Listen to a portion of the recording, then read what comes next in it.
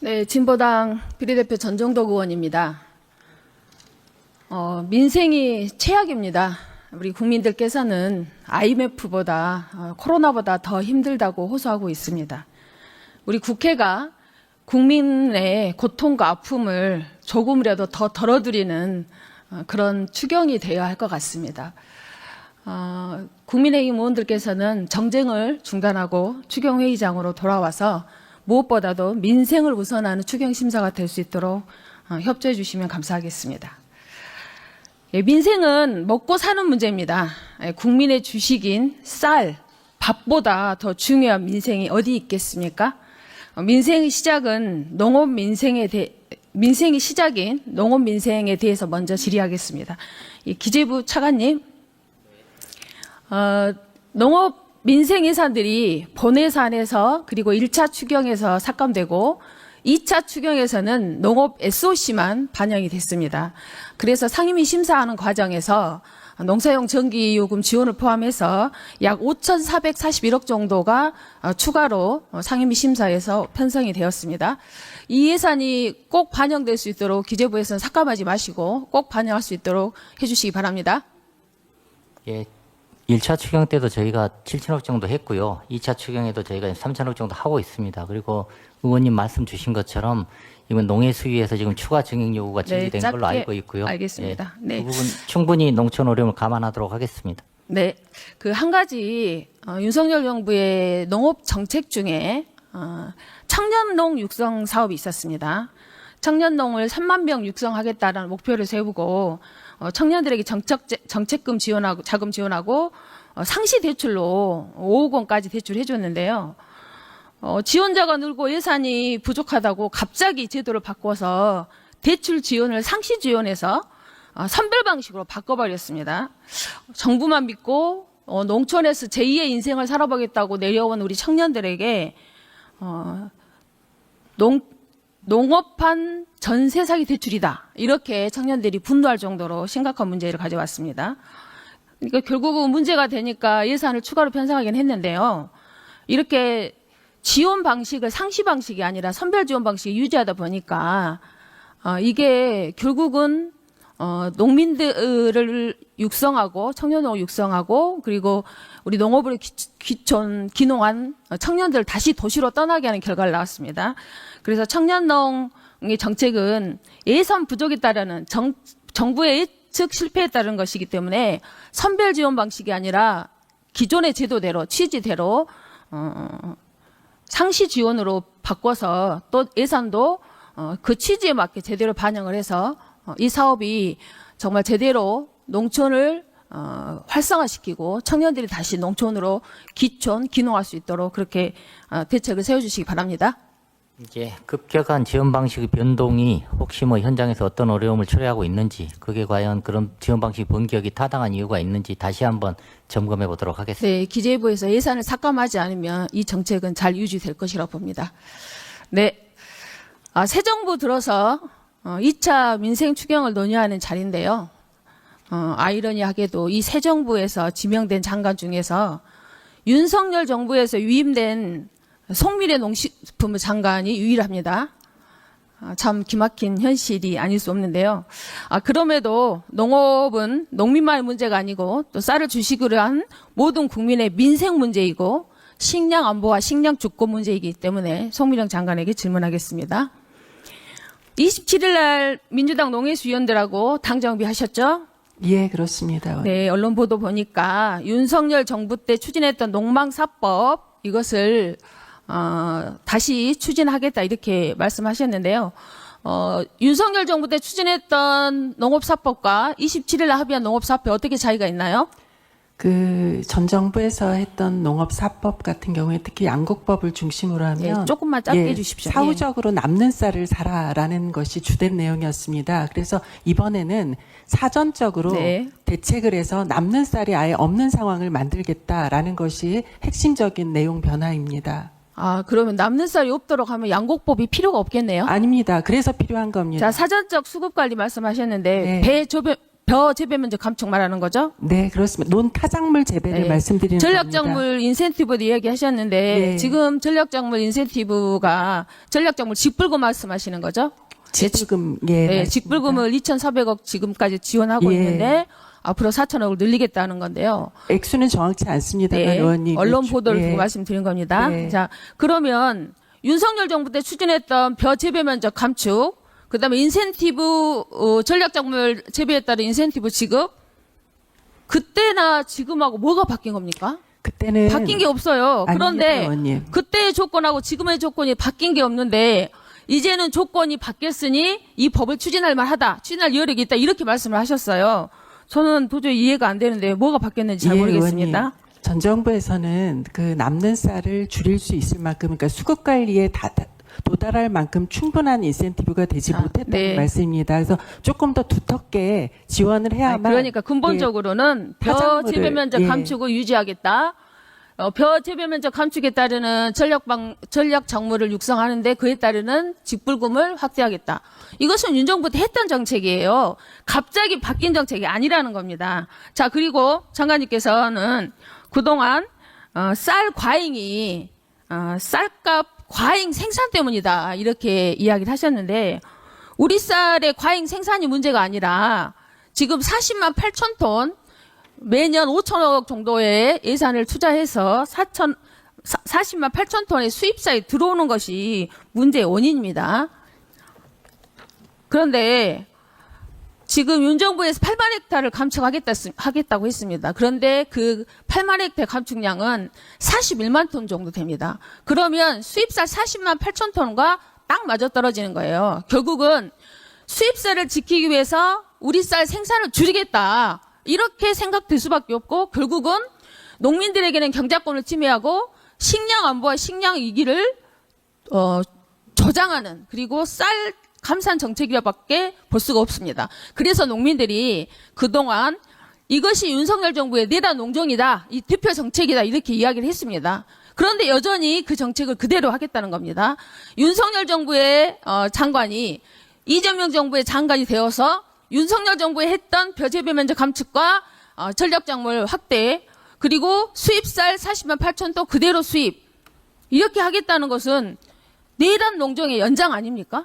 의원님, 그것은 이렇게 생각해 주시면 될 것 같습니다. 이전 정부에서 그 전략작물 직급으로 할 수 있었던 그 규모와 작물의 한정성이 있었습니다. 그러니까 농가들 입장에서는 쌀을 재배하는 것보다 다른 작물로 넘어가는 게 쉽지 않은 여건이었거든요. 장관님, 예. 지금 문재인 정부나 윤석열 정부 때 식량 자급률을 정부에서 목표로 똑같습니다. 식량 자급률 목표를 98%로 하겠다 했습니다. 그러나 지금 최근 5년 평균은 94%에 불과합니다. 벼 재배 면적도 그동안 해마다 줄여와가지고 지금 69만 헥타 정도 됩니다. 감사원에서도 69만 헥타는 유지해야 된다고 그렇게 말했습니다. 그런데 지금 8만 헥타를 줄이겠다는 것은 전체 면적이 11%를 줄이는 거죠. 그렇게 되면 61만 헥타가 됩니다. 그렇게 되면 지금 식량 자급률이 94% 정도, 평균 94%인데 위 식량 자급률이 84%로 줄어드는 거예요. 그러면 정부가 문재인 정부하고 윤석열 정부가 세웠던 식량 자급률의 목표가 98%였는데 거기에는 턱없이 모자란 겁니다. 그리고 이재명 정부에서는 식량 자급률을, 식량 주권을 국가의 안보로 인식하고 식량 자급률을 더 확대하겠다는 그런 정책을 폈습니다. 맞습니다. 그런데 지금 정책이 거꾸로 가고 있는 거 아닙니까? 아닙니다, 주장은 그렇게 하고 의원님. 있지만 정책은 거꾸로 가고 있습니다. 의원님, 그렇지 않습니다. 윤석열 정부 때 했던 정책을 그대로 하겠다는 거 아닙니까? 아닙니다, 의원님. 근본적으로 다릅니다. 그러니까 다르다는 것에 도저히 납득이 안 간다는 아니요, 거예요. 의원님. 어떤 것이 다르죠? 그러니까 의원님. 지금 추진하고 있는 정책하고 지금 앞으로 하겠다는 정책이 무슨 차이가 있냐는 말이에요. 그러니까 우리 식량이 쌀만 있는 게 아니잖아요, 의원님. 그러니까 지금 우리가 식량 자급률을 높이기 위해서는 다른 수입하는 다른 식량 작물을 우리가 재배하고 제가 시간이 쌀은 없습니다. 남는 시간이 쌀을 게 없기 맞지 때문에 않겠습니까? 자, 지금 추진하고 있는 것은 결국은 벼 감산 정책을 통해서 식량 자금률을 위협하고 식량 위기 시기에 식량을 오히려 더 축소하는 방향으로 되어 있습니다. 윤석열 정부의 정책과 이재명 정부의 정책이 다를 수밖에 없는데 저는 그대로 송미령 장관을 위임했다는 것은 이 윤석열 정부의 내란 농정을 그대로 위임하겠다는 것밖에 해석이 되지 않습니다. 확연하게 다릅니다, 의원님. 예, 1분 더 주세요. 예, 그리고 지금 이재명 대통령께서도 후보 시절에 쌀 의무 수입 물량을 감축하겠다고 얘기했습니다.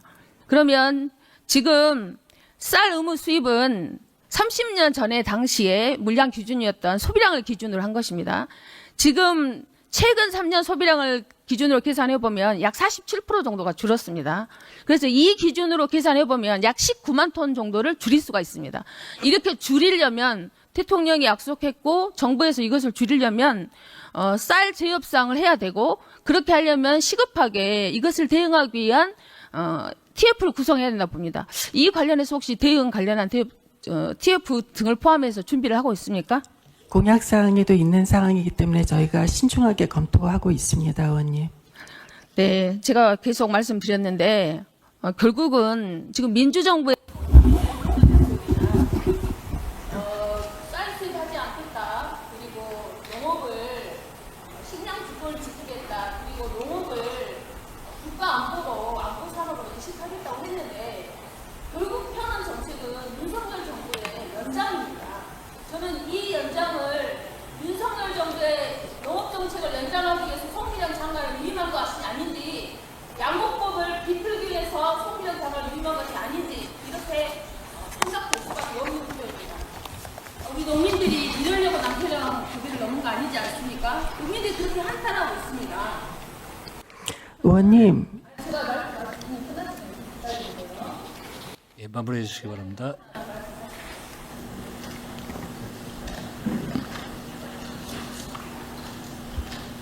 네. 밥이 인생이고 쌀이 식량 주권이고 식량 안 보입니다. 이재명 대통령께서 국가 책임 농정을 하겠다. 그리고 식량 주권이 국가 안보 산업이다. 농업을 육성하겠다. 그리고 지속 가능한 농업 국가를 만들겠다고 했습니다.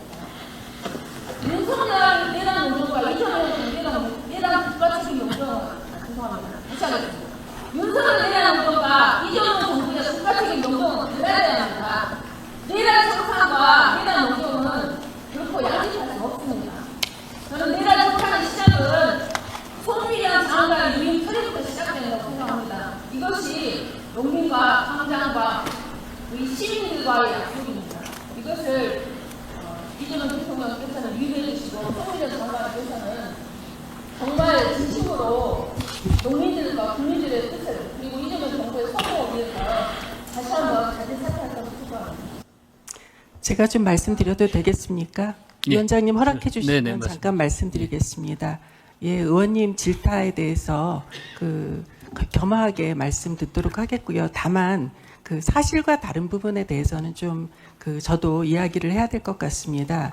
이전 정부의 양곡관리법이 우려했던 점은 정부가 사전에 수급 조절을 하는데 충분한 예산 투자가 뒷받침되지 않는 상태에서 남는 쌀을 정부가 다 사겠다라고 하는 것은 재정도 낭비가 될 뿐만 아니라 우리 농가들 입장에서는 별다른 대안도 없이 다른 작물을 재배할 수가 없는데 쌀 생산할 수밖에 없는 상황입니다. 그러면 쌀이 남고 쌀 가격은 떨어집니다.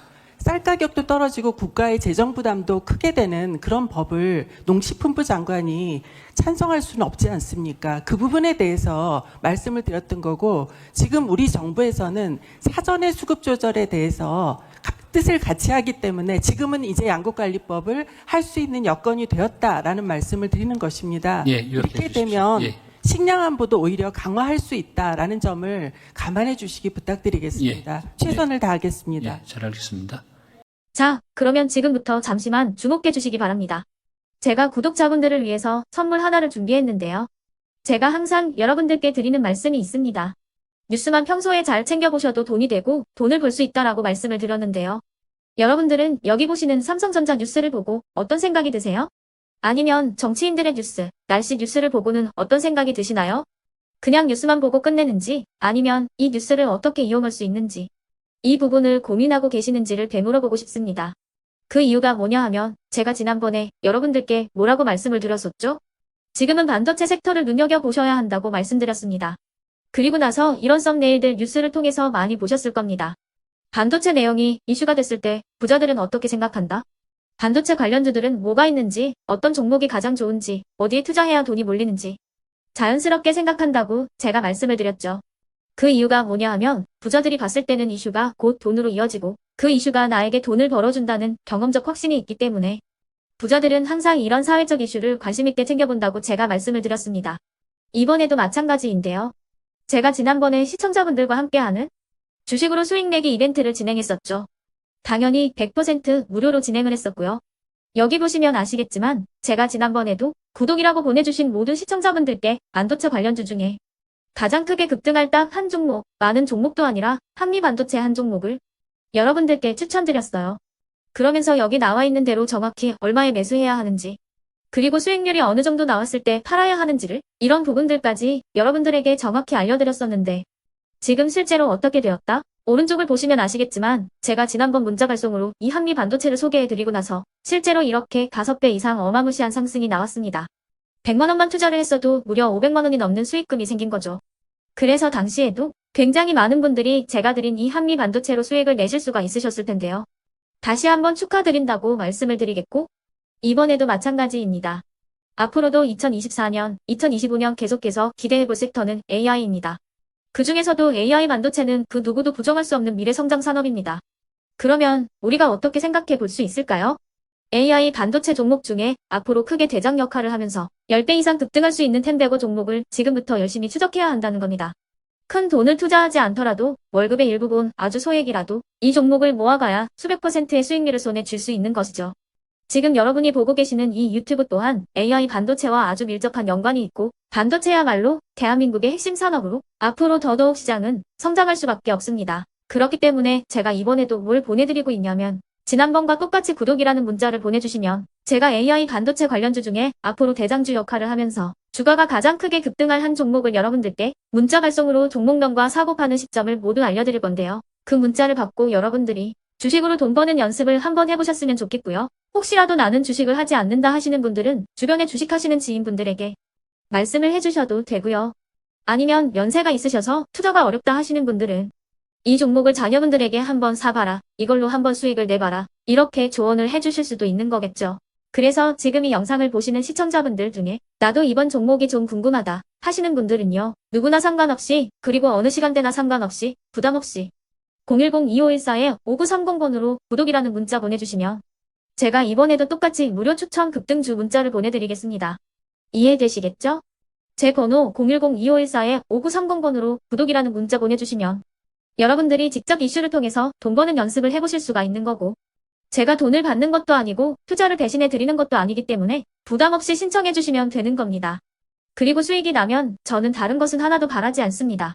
제 채널에 구독, 좋아요 한 번씩만 눌러주시라 이렇게 다시 한번 말씀을 드리겠습니다.